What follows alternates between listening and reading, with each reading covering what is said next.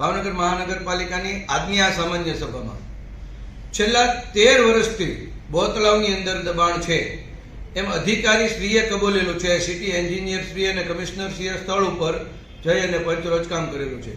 આજની તારીખે દબાણ જે છે સ્ટીલ ટુડે 30 mld પાણી બોતલામાંથી આપણે લઈએ છીએ, મફતનું પાણી મળે છે।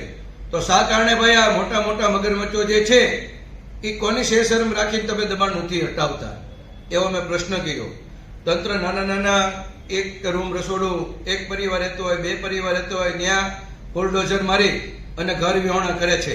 તો શા કારણે ભાઈ બોતલાવ ડૂબની અંદર જે દબાણ છે અધિકારીને ખબર છે, અધિકારીએ સ્વીકાર્યું છે, છતાંય હટાવવામાં નથી આવતું।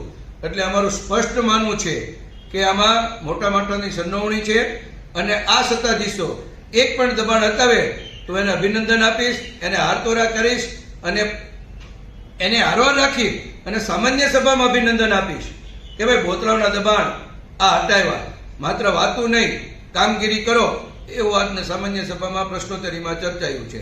આ મહારાજા કૃષ્ણકુમારસિંહજીએ જ્યારે બોતલાવ આપ્યું એમાં દબાણ નહોતા, એ અત્યારે પુષ્કળ પ્રમાણમાં મોટા મોટા દબાણ છે, એ વહેલી તકે હટાવવા જોવે।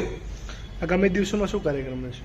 ચોક્કસ આ બોતલાવનો પ્રશ્ન મેં અમારા સામાન્ય સભામાં 3 મહિનામાં પછી પ્રશ્ન પૂછવો જોઈએ।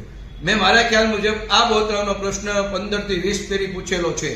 છેલ્લા 14 વર્ષથી હું નગરસેવક હોય ત્યારથી બોતલાવની જે કાંઈ દબાણ છે એની પાછળના પ્રશ્નોત્તરી અને કાગળ એની પ્રક્રિયા કરી છે। મુખ્યમંત્રીશ્રીને પણ મેં અવારનવાર રજૂઆત કરેલી છે।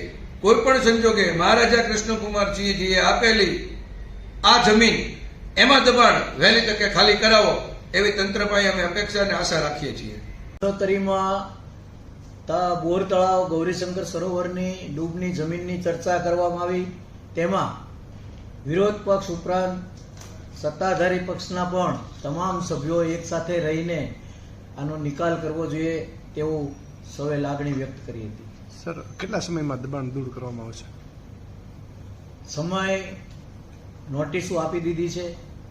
લીગલી રીતે જે કાંઈ પ્રક્રિયા થાય પણ ઝડપથી થાય તેવી સૂચના અત્યારે આપી દેવામાં આવશે।